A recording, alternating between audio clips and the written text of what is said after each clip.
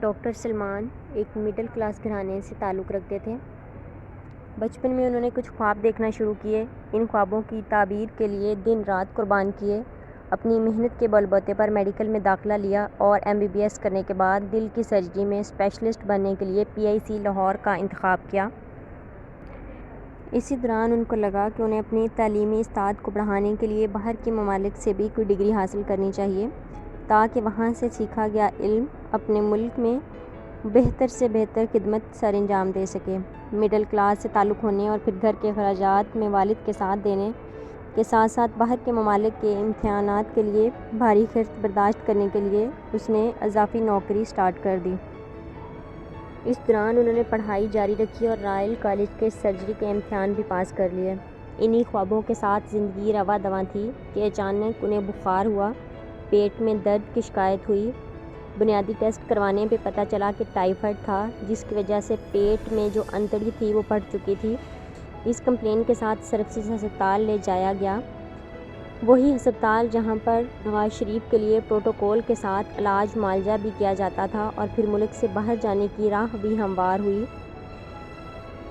ان کو دل میں تسلی ہوئی ہوگی کہ اب وہ محفوظ ہاتھوں میں ہے، اب اس کا آپریشن ہو جائے گا اور 2 سے 3 دن کے بعد وہ بالکل ٹھیک ٹھاک اپنے گھر واپس چلا جائے گا۔ لیکن کسے خبر تھی کہ کیا ہونے والا ہے؟ وہ انسان جس کا خواب تھا کہ دل کے آپریشن سیکھ کر لوگوں کے دلوں کو ٹھیک کرے گا، وہ خود اپنے ہی دل کی روانی کے لیے دوسروں سے چیخ چیخ کے بھیک مانگے گا۔ کبھی کسی کو کہے گا کہ میں بہت تکلیف میں ہوں، مجھے درد کا انجیکشن لگا دو۔ کبھی کسی کی منت کرے گا کہ میری دل کی دھڑکن کم ہو رہی ہے، کوئی دوائی دے دو۔ کبھی کسی سے کہے گا کہ میری انتڑیوں سے نکلنے والے جراثیموں کا لوڈ اب برداشت سے باہر ہو گیا ہے، ان کو باڈی سے نکالنے کے لیے کوئی ڈرین ڈال دو۔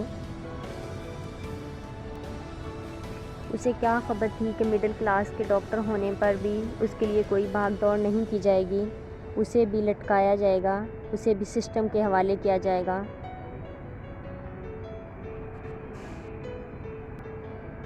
کیسا محسوس کیا ہوگا اس انسان نے جسے سب کچھ خود پتہ ہوگا کہ اس کے ساتھ کیا کیا ہو رہا ہے اور اس کا علاج کیا ہے، لیکن وہ کرنے والا اس کے پاس کوئی نہیں، یا وہ کہہ رہا تھا تو اس کو ماننے والا کوئی نہیں۔ ہسپتال میں ہوتے ہوئے اپنی بیماری کا علاج خود ہی پتہ ہونے کے باوجود جو انسان اپنے لیے خود کچھ نہ کر سکا ہوگا، اس کی کیا فیلنگز ہوں گی۔ جناح ہسپتال میں جنرل سرجری کی روٹیشن کرتے ہوئے، میرے ساتھ ڈیوٹی کرتے ہوئے میں نے بذات خود اسے دیکھا ہے، مریضوں کے لیے تڑپتے ہوئے۔ جب وہ انسان اپنے لیے تڑپا ہوگا تو کیسا لگا ہوگا۔ یہاں سوال یہ اٹھتا ہے کہ ذمہ دار کون، یہ سسٹم، قسمت یا پھر ہم خود؟ ڈاکٹر سلمان کا مسئلہ ایکیوٹ ایبڈومن تھا، بخار تھا جس کی وجہ سے انہیں وامٹ ہوئی تھی۔ وامٹ انہوں نے ایسپائر کر لی تھی جس کی وجہ سے انہیں SOB یعنی شارٹنس آف بریتھ کا مسئلہ ہو گیا تھا۔ جب ہسپتال لے جایا گیا تو سائن سمٹمز یہ بتا رہی تھی کہ شاید اسے کرونا ہو، کیونکہ بخار بھی تھا، شارٹنس آف بریتھ بھی تھی، لیکن اسے کرونا نہیں تھا۔ لیکن سسپیکٹ کرونا کیا گیا جس کی وجہ سے ان کی سرجری ڈیلے کی گئی جس کی وجہ سے ان کی جو انتڑی پھٹی تھی اس میں سے نکلنے والے جراثیموں کا لوڈ باڈی میں اس قدر پھیل گیا جو ان کے لیے جان لیوا ثابت ہو گیا۔ اور اس طرح ایک ماں کا بیٹا، ایک بہن کا بھائی اور ایک باپ کا بیٹا اپنی جان سے ہاتھ دھو بیٹھا۔ سوال یہ ہے کہ ذمہ دار کون؟ ذرا سوچئے گا۔